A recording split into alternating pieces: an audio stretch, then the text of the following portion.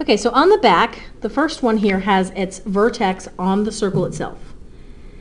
So remember, the rule for on is that the angle is 1/2 the arc. So first I have to identify which angle I'm working with. If I need this arc that's labeled X, then I really want to look at this angle.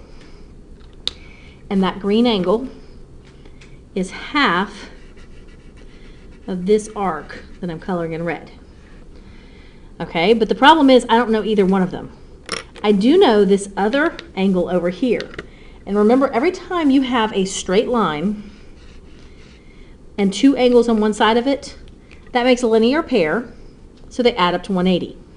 So 110 plus whatever this angle is has to equal 180. So 180 minus 110 gives me 70. So that angle is 70 degrees. And since the angle is half of the arc, 70 is 1/2 of X. That means if I multiply both sides by 2, I will get my answer. 2 gets rid of the 1/2. 140 equals X.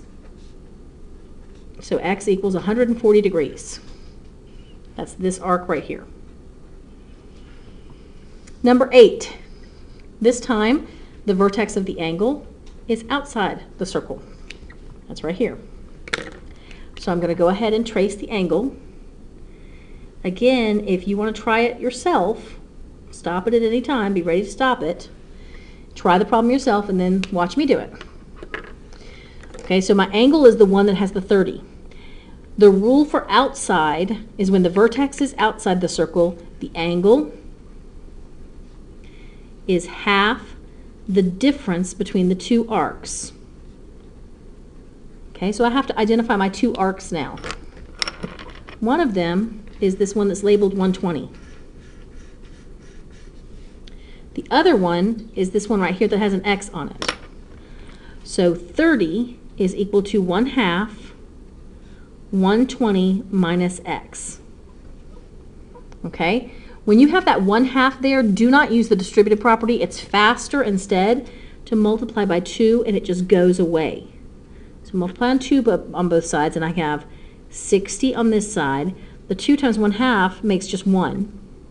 So now I have 1 times 120 minus X.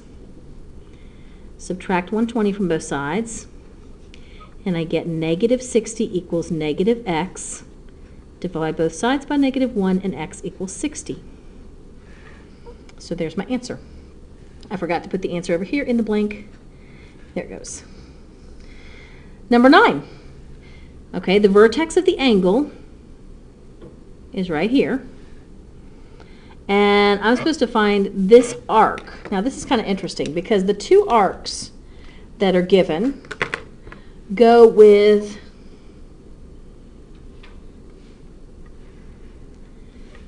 this angle or this angle. It doesn't really matter which one you do because they're the same. They're vertical angles. Okay, so this angle, for instance, would be 1/2 of this arc plus this arc.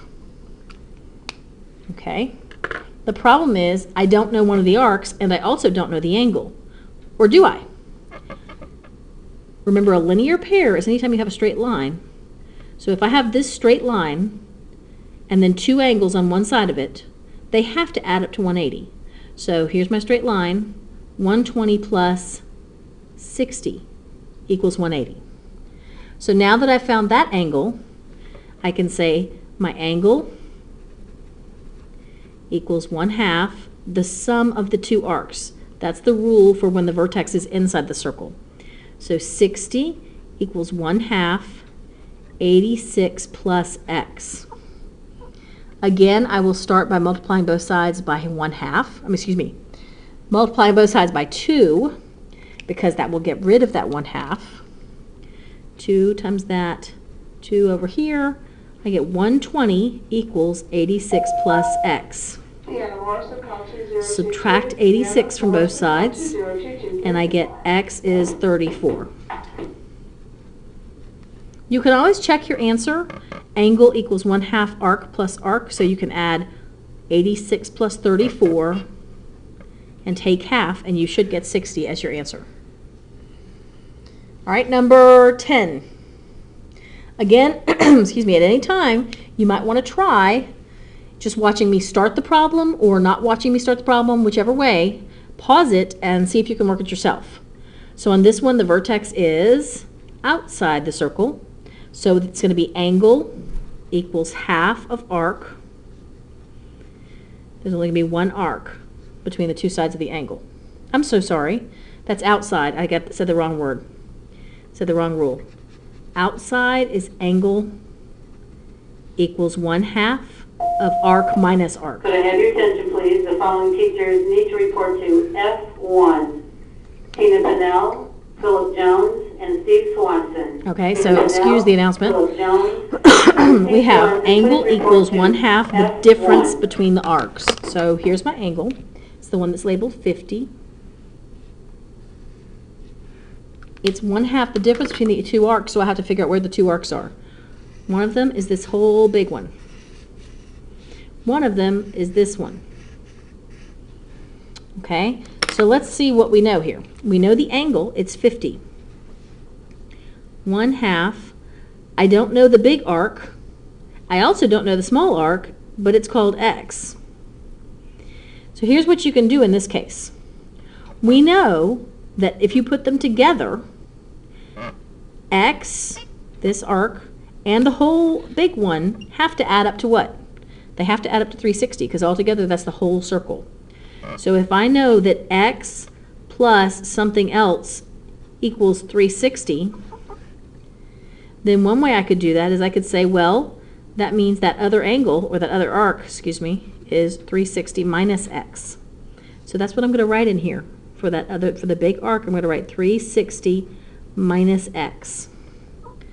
So I have 1/2 of 360 minus x again. So that's 50 equals 1/2 360 minus 2x. Minus x means minus 2x. Multiply both sides by 2. And we get, let's kind of come, I'm running out of space. Come over here.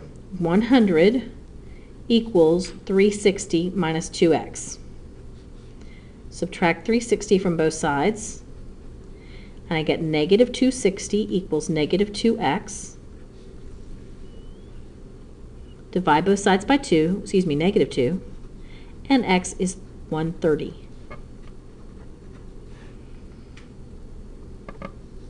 Okay, next one. Number 11, also outside. This angle is outside the circle. So it's going to be angle equals 1/2 of arc minus arc. So angle equals 1/2 arc minus arc. So the angle is 20. The big arc here is x and the small one is 30. So I'm going to multiply both sides by 2 to get rid of that 1/2. And that gives me 40 equals x minus 30. Add 30 to both sides and I get x is 70. And last but not least, number 12. Okay, let's see. We have, this one says, assume external segments are tangent to the circle. I guess they're saying it doesn't really look like it, but they kind of look like it. Okay, so in other words, they mean assume that this piece here plus this piece over here is the whole circle. All right, so the first thing I'm noticing is I have an an inscribed angle. It's got its vertex on the circle. And inscribed angles are always half the arc they intercept. So that 70 is half of this arc, which means this arc is 140. So this part right here is 140. Now I can take a look at this one, which has its vertex outside the circle, and say this angle is going to be 1/2, excuse me, the bigger arc, which is all the way around here, minus that 140. But I need to use the 140 to find this bigger arc, because together the red arc and the purple arc add up to 360. So I'm going to do 360 minus 140. That gives me 220. So this red arc over here is 220. So now I can do angle equals 1/2 arc minus arc. And that's x equals 1/2 of 220 minus 140. 220 minus 140 is 80. So x equals 1/2 of 80, and that's 40. And that is it. I am possibly going to post a few more problems for you to try, just to give you a little bit more practice on this, because it's a very important topic. Make sure, too, though, that anything that you missed this week, if you have some time to work on things this weekend, please use it to go back and catch anything you missed this week, because next week we're moving on. Circles have a lot of material, so we don't want to miss any of it because it starts adding up and you have a lot of different things to remember, so you want to make sure you're understanding it as we go. See you Monday.